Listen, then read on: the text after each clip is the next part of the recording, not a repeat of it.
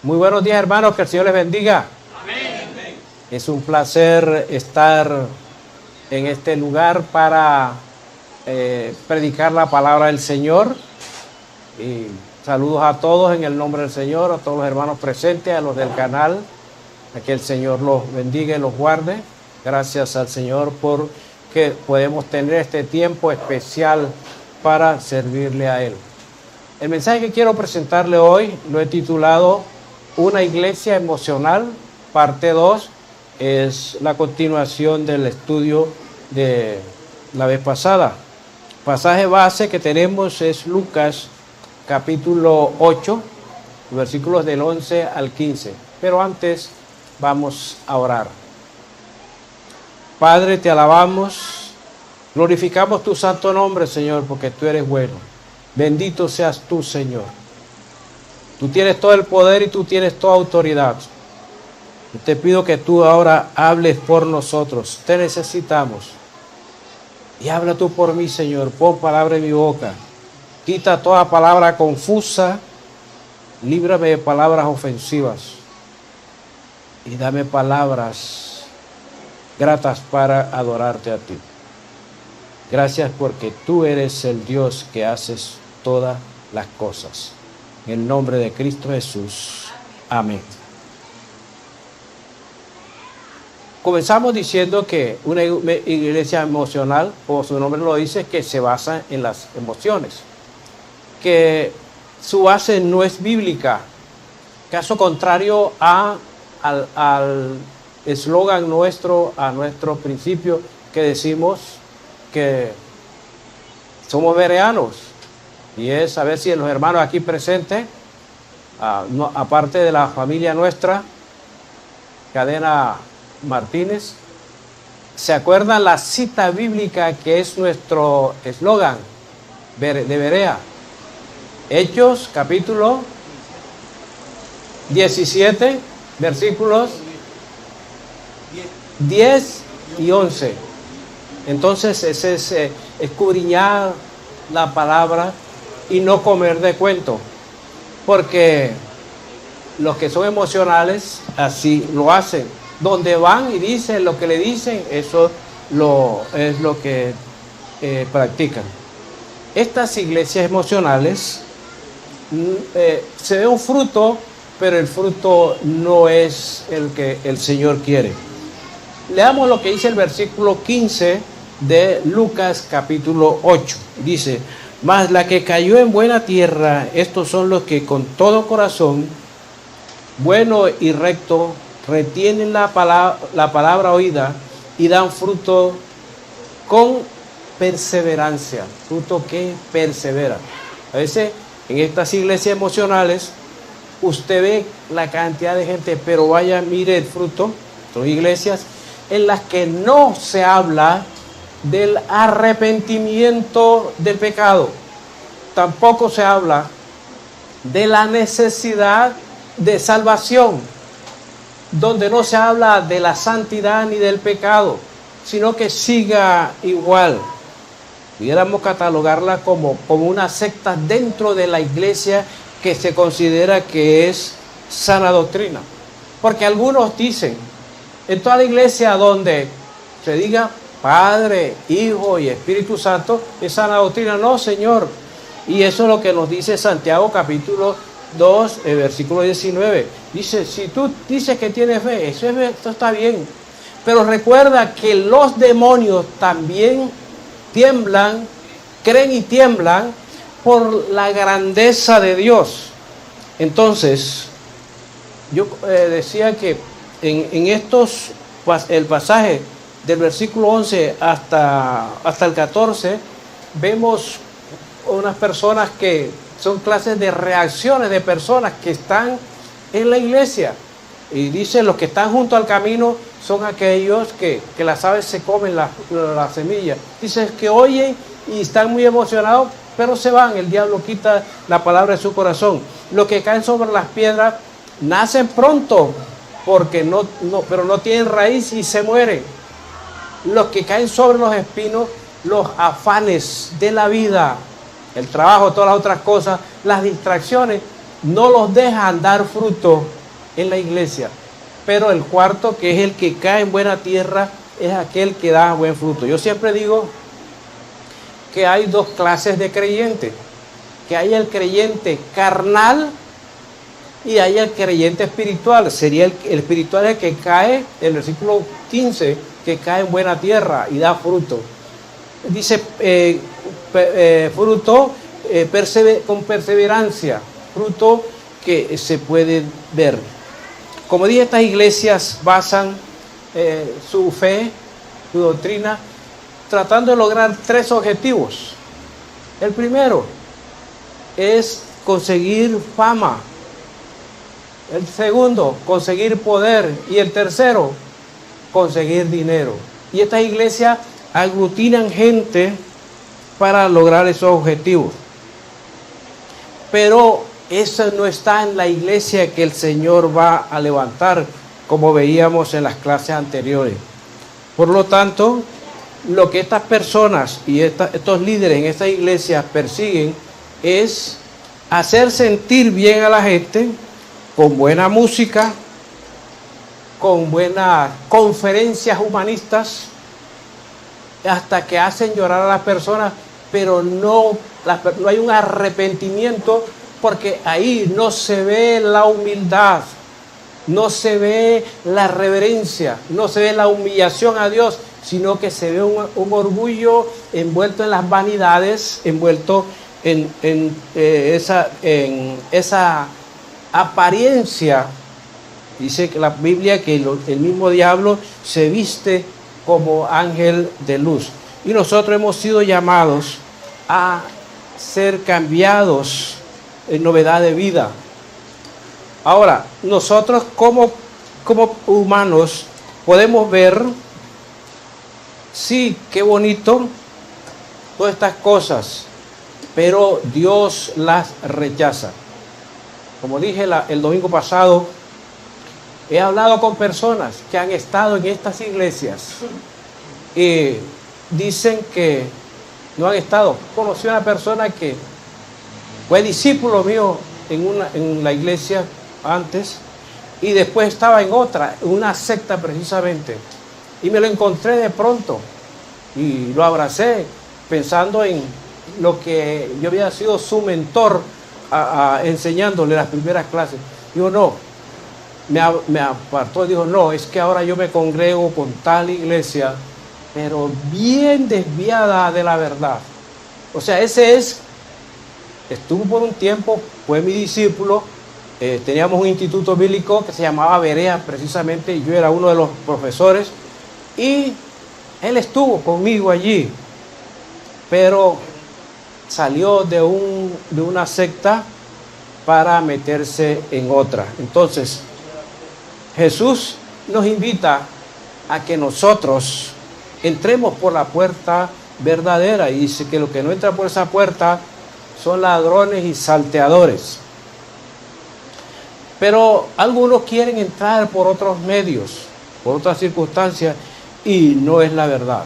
El apóstol Pablo también lo advirtió en Hechos, capítulo 20, versículo 28 al 30, dice que después que yo salga, van a venir personas a la iglesia que no van a perdonar a los creyentes, sino que buscarán cómo desviarla, buscando los tres principios: poder, dinero y fama. En el orden que usted lo quiera decir, el poder, fama y dinero. No importa el orden, pero es lo que persigue. Y la gente atestada de tanta cosa huirá de la verdad. Y entonces lo que quieren oír es algo que le acomoda a su situación. Y ese tiempo ya está, hermanos. Mucha gente está escéptica y no quiere oír del evangelio de la verdad, sino como oyen es a la mentira. Pero el peligro para esos pastores, según segunda de Pedro, capítulo 2, versículo 1 al 4, usted puede leer todo ese capítulo en su casa, es que ya esas personas que engañan, que retienen a las personas las mantiene para que se sientan bien, para que se amañen y a todos digan amén y gloria a Dios, y ese lenguaje ecuménico que se utiliza en la iglesia, que no es malo, es bonito, pero que la otra gente se la copia para poder acomodar sus creencias que no son bíblicas. Pero esa gente dice que no está demorada, está tardado lo que Dios hará con esos líderes, porque precisamente son los líderes quienes se aprovechan del pueblo para hacer mercadería de él. Hasta ahí quedamos el domingo pasado. Hoy entramos, en la parte 2 entramos con nuestros bosquejos. Tenemos el punto 5 y 6, que son los que vamos a analizar hoy. Y entonces dice el número 5, Dios rechaza la alabanza y adoración falsa. Dios no está en medio de todo eso que la iglesia hoy está practicando. Es una práctica que a Dios no le agrada. Y vamos a mirar dos versículos. En Isaías capítulo 1, versículo 14 y versículo 15. No es el hermano Venancio el que es escéptico, el que es pasado de moda, sino es la Biblia la que no está de acuerdo con todos estos movimientos que la gente... Vamos a irlo leyendo uno por uno, del versículo 1, el 14 y después leemos el 15. Vuestras lunas nuevas y vuestras fiestas solemnes las tienen aborrecidas mi alma. Me son gravosas, cansado estoy de soportarlas.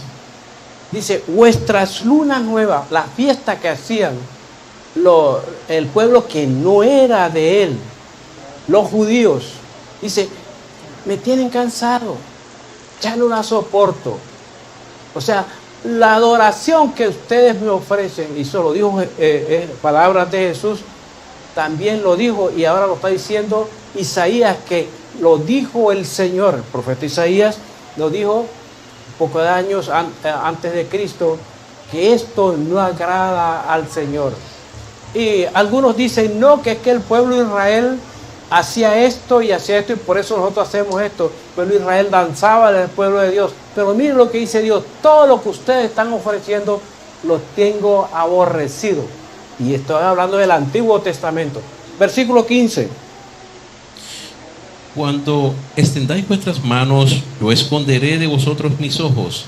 Asimismo, cuando multipliquéis la oración, yo no oiré. Llenas están de sangre vuestras manos. Cuando ustedes levanten las manos, y ustedes notan en las iglesias ahora, bueno, nosotros cantábamos ahorita banderas de amor, lo hacemos por un ejercicio, pero hay iglesias donde se ponen de pie y levantan las manos y cierran los ojos y están bailando y haciendo. Eso dice el profeta Isaías, que dice Dios, eso lo está aborreciendo mi alma. Tanto así es que han sacado himnos, como voy a decir una parte de esa estrofa, de ese himno que dice, cuando levanto mis manos, las penas se van. ¿Lo dice la Biblia? Entonces una vez estaba hablando con una persona que está en una iglesia y le dije yo, sáqueme eso de la Biblia. No, él dice, ¿se acuerda usted, pastor, que cuando Moisés estaba en la batalla y entonces cuando no podía levantar las manos, entonces le pusieron una piedra y se levantaba y Dios prevalecía? Pero mire que es diferente a Moisés, que era el que estaba allí tomando lo de la guerra, pero no era alabando a Dios. Pero la gente piensa que con batir las manos no tiene nada, aquí podemos hacerlo, pero que tengamos conciencia que esa actitud de levantar las manos no es lo que dice la verdadera expresión del sentimiento de adoración y alabanza que tenemos. Cuando hacemos eso, si usted lo quiere hacer, y si aquí en la iglesia decimos vamos a hacerlo, hagámoslo, pero no debe ser que eso es lo máximo, que eso es lo sublime. Recuerdo un hermano que decía, hermano, es que cuando usted levanta las manos recibe poder. Mentira. Usted y yo recibimos poder cuando con corazón humilde le expresamos a Dios. ¿Y sabe cuál es el peligro? El peligro es que esa adoración y esa alabanza se convierte en ejercicio del cuerpo que no tiene nada de malo. El hacerlo, aquí lo hacemos los niños y todo, para que los niños se metan en el cuento. Pero no significa que de esa manera es como expresamos esa sublime adoración a Dios. Porque eso se convierte en algo natural que lo están haciendo psicológicamente, invirtiendo las cosas y están haciendo como una fusión entre lo espiritual y lo material. La posición del cuerpo no indica más humillación. La ubicación del cuerpo no indica más reverencia. Y cuando se hace esas cosas, sí puede rayar o convertirse en lo que le llamamos cultismo. Y ese es un fenómeno natural que la gente lo asocia con lo espiritual. Pero resulta que los psicólogos lo tienen bien claro. Porque es que cuando usted se mete en el cuento y comienza a hacer las acciones del cuerpo, su cuerpo genera algunas sustancias hormonales como la adrenalina, y hay otras que salen de aquí, del hipotálamo, y irrigan el cuerpo y usted comienza a sentirse bien, y es como especie de una catarsis, o como especie de expulsar las energías reprimidas porque no tengo para pagar el recibo del agua, que no tengo para comprar una camisa, que no tengo para la comida. Eso nos carga. Entonces, con ese ejercicio expulsamos, por eso se le llama catarsis, botar, vomitar. Y el cuerpo genera unas energías nuevas. Y eso está bien como ejercicio, pero no digamos que es adoración para Dios. Y entonces eso se lo atribuimos a Dios. Como dije, no está malo en hacerlo, pero no vayamos con el cuento que es para Dios. Y hay personas que tiran pases, bailan y hacen cosas y están diciendo que es para Dios. Usted lo está haciendo para usted sentirse bien. Dice, es que donde yo me siento bien, ahí es. No, eso es falso. Aquí está diciendo Isaías capítulo 1, versículo 15, 14 y 15, que todo eso lo tiene Dios aborrecido. Las iglesias hoy tienen un cultismo, forman un baileteo que se ha perdido la esencia de ese acto sacro, santo delante de Dios. La adoración que en el templo se le ofrecía. A Dios no era así en el Antiguo Testamento y aún y en el Nuevo Testamento. Pero la iglesia de hoy que se ha desviado y es una iglesia nominal, una iglesia emocional, y digo nominal es por el grupo, la masa que llenan y todos los que están allí, pero ¿cuántos se han arrepentido? ¿Cuántos son cristianos? ¿Cuántos están listos para irse al cielo? Pasemos al número 6. Dice el número 6 en nuestro bosquejo: al final la verdad saldrá a la luz. Todo esto que está camuflado ahora en la iglesia emocional, en esa iglesia que yo pienso bíblicamente que no está andando bien, no estoy condenando a nadie, es posible, como les dije al domingo pasado, Dios no va a ir a levantar, iglesia, levántense los bereanos, levántense los tal, no, Dios va a levantar a los que estén muertos, resucitados por nombre propio, porque han recibido a Jesucristo como su Salvador. Y si están vivos, los transformará por nombre propio.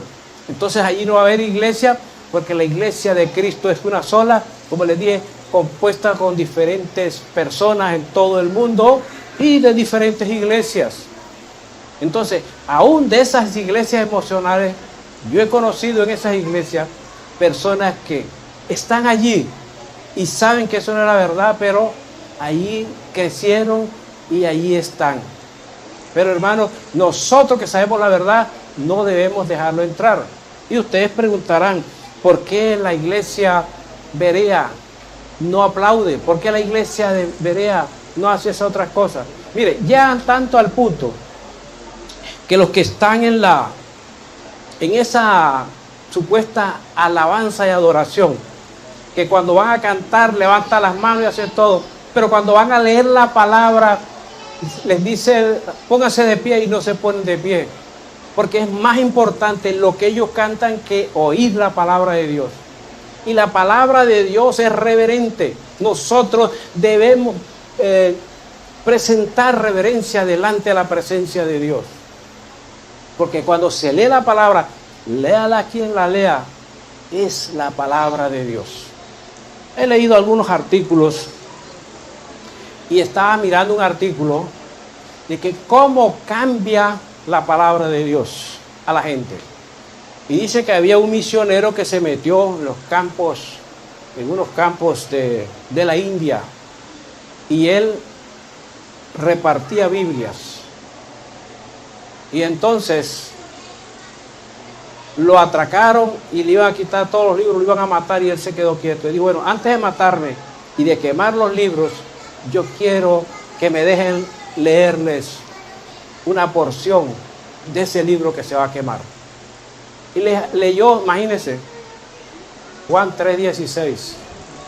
Porque de tal manera amó Dios al mundo, que ha dado a su Hijo unigénito, para que todo aquel que en él cree no se pierda, mas tenga vida eterna. Y entonces dijo el jefe de los ladrones, no, déjenme ese libro para mí, no lo quemen, porque ese libro dice que hay una esperanza. Y entonces cogieron otra Biblia para quemarla. Dijo, déjenme leer otro pasaje. Y dijo, en Juan, dijo, yo soy el pan de vida.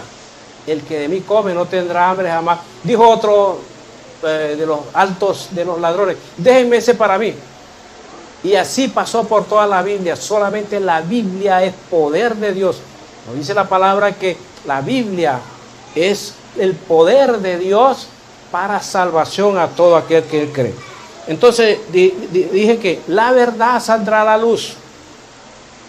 Letra A de nuestro bosquejo. Miremos el caso de la cizaña y el trigo.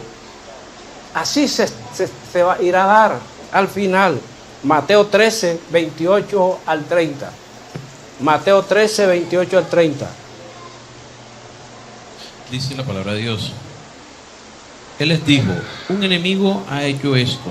Y los siervos le dijeron, ¿quieres pues que vayamos y la arranquemos? Él les dijo, no sea que al arrancar la cizaña arranquéis también con ella el trigo. Dejad crecer juntamente lo uno y lo otro hasta la siega. Y al tiempo de la siega yo diré a los segadores, recoged primero la cizaña y atadla en manojo para quemarla, pero recoged el trigo en mi granero. Alguna vez estuve leyendo un comentarista acerca de la cizaña y el trigo. Dicen que las diferencias entre la cizaña y el trigo cuando están creciendo y aun cuando brota la espiga, no hay diferencia. Entonces dice que la parábola dice que el Señor sembró buena semilla, trigo, y vino un enemigo y sembró la cizaña. Entonces los trabajadores le dijeron, ¿quieres que arranquemos la cizaña y dejemos el trigo? Y dijo, no sea que por arrancar el trigo, la cizaña también arranca el trigo. Entonces yo me puse a investigar por qué. Porque dice que la cizaña entrelaza las raíces con el trigo. Así que si la van a arrancar, también se lleva el trigo. Entonces pues digo, no, déjenla allí. Ahora, ¿dónde está la diferencia? La diferencia está que cuando la espiga del trigo crece así, vertical, y la cizaña, cuando ya está tiempo de madurar, se eslonga, se dobla. Entonces es fácil de cortarla y botarla. Ahora, ¿qué produce la cizaña? La cizaña es un vomitivo, o sea que la persona que lo toma le puede producir vómito y lo enferma. El trigo pues es alimento. Así dice el Señor hoy en la iglesia, porque algunos me argumentan, Pero Dios, si es el Dios Todopoderoso, ¿por qué permite en la iglesia que haya todos estos movimientos que no son de Dios? ¿Qué no lo va a levantar?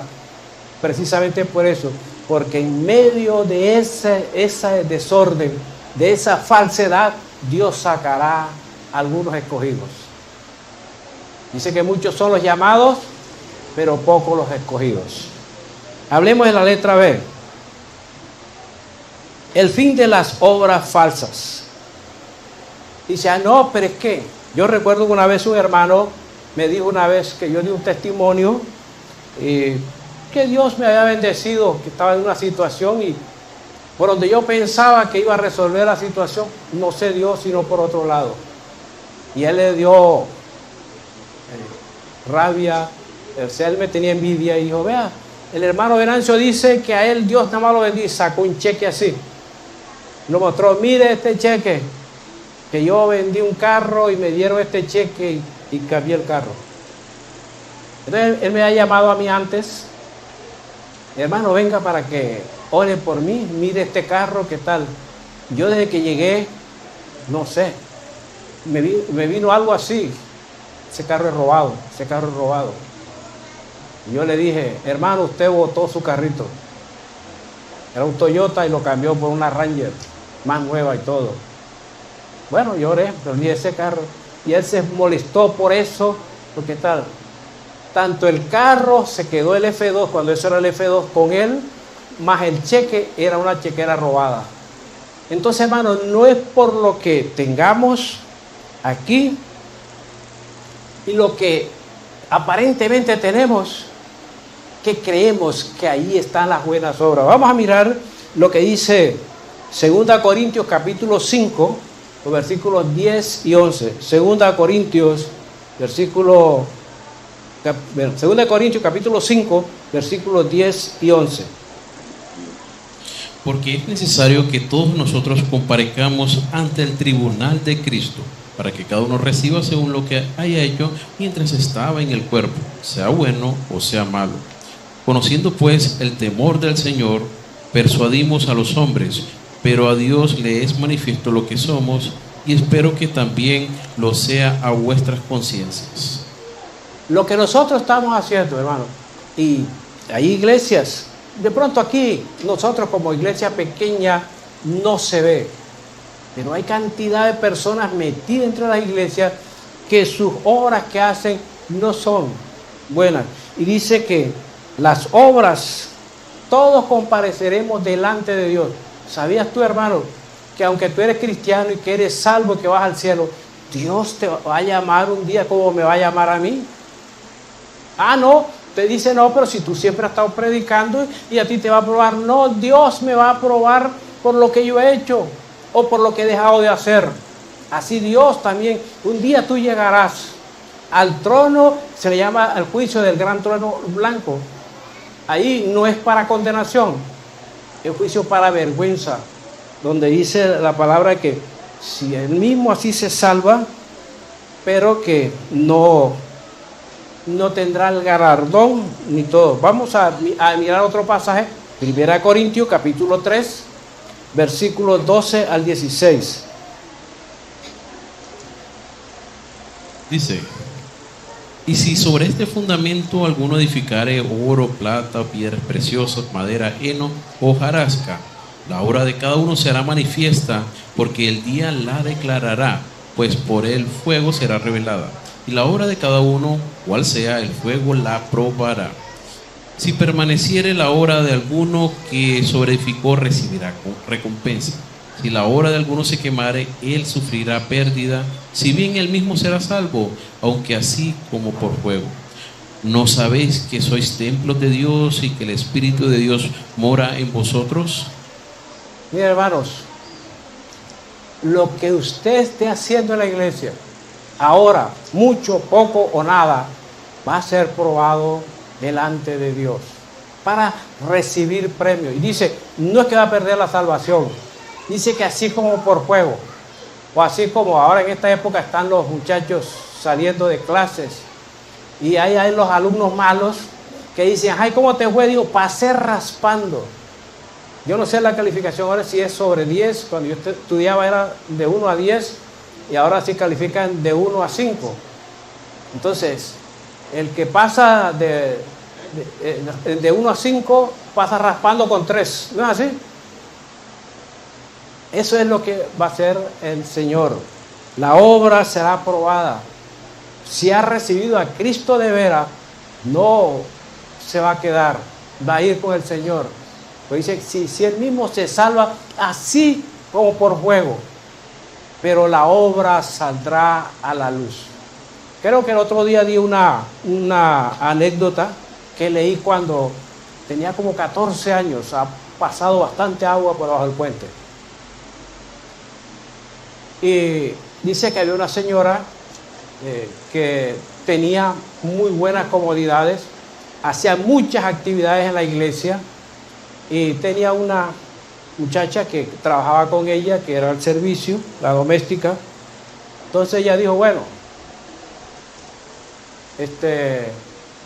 una vez soñó que fue al cielo y había una ciudadela muy bonita, muy moderna, y había un guía.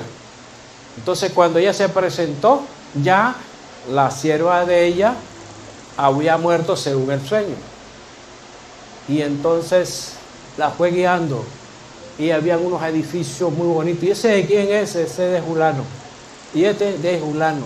Y la fue sacando, y cuando ya iba pasó por un lugar así, más o menos de estrato medio, y dijo, ¿y esa casa bonita que está ahí de quién? Dijo, esa es su sierva, la que trabaja con usted. Entonces ella dijo, carámbale, si esta es la casa de mi sierva, ¿cómo será la mía?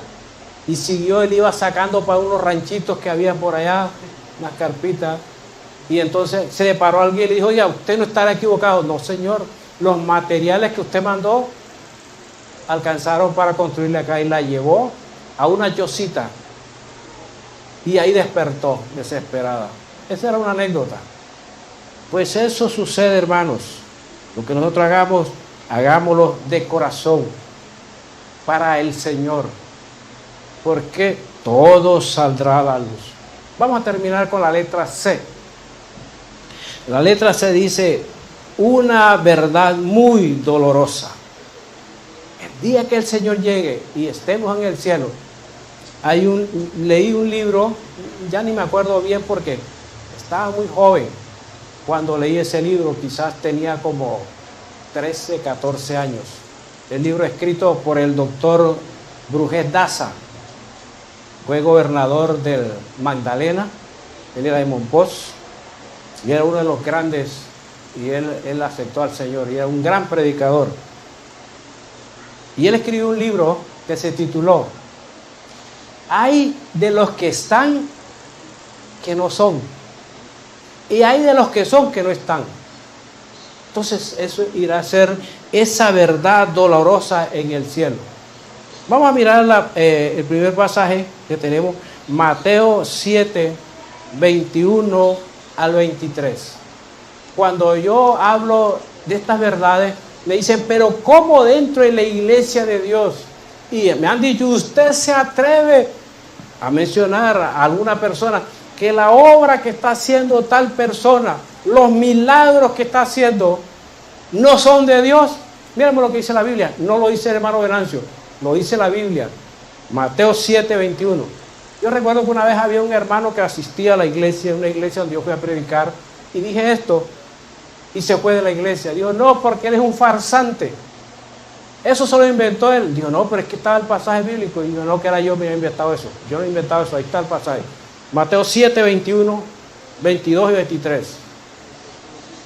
No todo el que me dice Señor, Señor, entrará en el reino de los cielos, sino el que hace la voluntad de mi Padre que está en los cielos. Muchos me dirán en aquel día, Señor, Señor, ¿no profetizamos en tu nombre, y en tu nombre echamos fuera demonios, y en tu nombre hicimos muchos milagros? Entonces les declararé, nunca os conocí, apartaos de mí, hacedores de maldad. Y muchos me dirán aquel día, Señor, y no predicamos en tu nombre echamos fuera demonios. La persona que echa fuera demonios tiene que tener una autoridad. y en tu nombre hicimos muchos milagros. Y entonces el versículo 22 dice, entonces le dirá, no, apartados de mí, hasta ahora es maldad. Yo no, y no todo el que me dice, Señor, Señor, entrará al reino de los cielos. Entonces el versículo 23 dice, no todos, apartados de mí, hacedores de maldad. Y le estoy hablando de líderes, ahí no estoy hablando de creyentes normal. Entonces Dios sí va a medir las obras, y como dije antes, va a ser dolorosa esa actitud. Y de pronto ustedes no alcanzan a ver, y no han leído tanto, pero yo he conocido en la literatura que he leído a Copeland, a Kenneth Hagin, a Benny Hinn, Di de Ávila, y todos esos personajes que fueron grandes. Paul John Cho, que tenía más de 8,000 personas aglutinadas, decían que era un coreano, pero miren la joyita, que él después se llamaba David Paul Jong, porque nada menos le apareció el Padre y le dijo, cámbiate el nombre.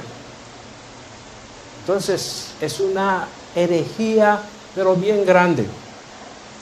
Y miremos más para echarle leña al fuego. Apocalipsis capítulo 20, versículos 14 y 15.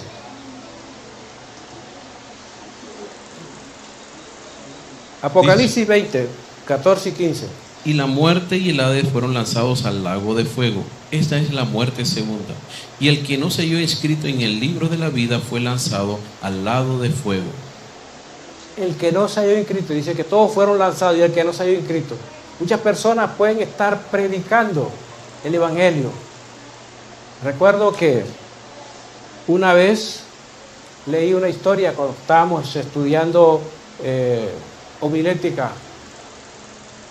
Bueno, cuando me pongo a pensar en esos tiempos, hermano, me da nostalgia, porque estaba con toda la fuerza, 15, 16 años, estudiando el Instituto Bíblico, y leía la historia de un hombre que iba en un avión, y era el pastor de la iglesia. Y cuando el piloto dijo, nos vamos a caer, y dicen ellos, recen todos los que sepan, agárrense del santo que más lo puede. Y entonces todos recurrieron al pastor, porque lo conocía, pastor, usted. Y él dijo, es que yo no he recibido a Cristo como mi Salvador. El pastor de la iglesia. Entonces eso es lo que se refiere a que no se halló inscrito. Tiene la persona que nacer de nuevo y hay que recibir a Cristo como su Salvador. Yo no le digo, métase a la iglesia, conviértase a la iglesia berea. No, conviértase a Jesucristo, recíbalo a Él como Salvador. Es lo que yo siempre predico. Vamos a terminar con Apocalipsis capítulo 14, versículo 11.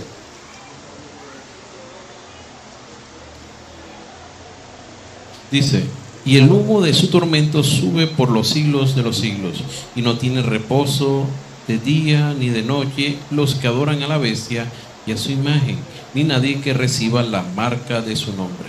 Mire, y ahí está hablando del infierno. Dice que el humo de la fatiga, la cosa, sube hasta los sumos, pero que no tiene reposo ni de día ni de noche. Ahí habla de la bestia, pero son todos los que están allá en el infierno.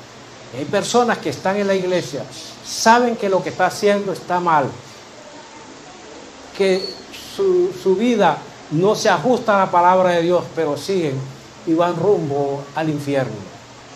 Hermanos, el infierno es terrible. El infierno no es como, no lo podemos describir aquí en la tierra, que pensamos que recibimos a Cristo y ya. Debemos que mostremos que realmente hemos nacido de nuevo. De lo contrario, qué peligroso. Recuerdo que una vez leí también la historia de un predicador que estaba predicando y hablaba del infierno. Y vino un muchacho que estudiaba filosofía y se le acercó y le dijo, demuéstreme que hay infierno. él comenzó a darle las citas bíblicas. Yo, eso no me convence. Entonces usted está engañando a la gente que esté ahí. Entonces el predicador le dijo, déjeme decir una última cosa. Y resulta que usted se muere. ¿A dónde va? Dijo, a nada, ni al infierno ni a nada, pero porque no pasa nada. Y él le dijo, y si usted se muere, y si hay infierno y se va al infierno, ¿qué hace? Se quedó callado. Hermano, el infierno es una realidad, así como el cielo es una realidad. Tú y yo no debemos vivir asustados, no es para que así salgan asustados, sino para que pensemos que las cosas que están aquí no deben tapar la dimensión de lo que será el cielo. Nosotros en el cielo en la eternidad, pero tampoco qué será si no hemos recibido a Cristo y nos vamos al infierno. Piénsalo, todos los que me están oyendo a través del canal. Si tú no has recibido a Cristo, qué bueno que estás viviendo una vida piadosa, que vas a una iglesia, que colaboras, pero recibe a Jesucristo. Hermano, asegurémonos que le hemos recibido y tratemos en lo posible, como cantábamos el himno, ¿para qué pecar si soy salvo? Dios le bendiga y le guarde.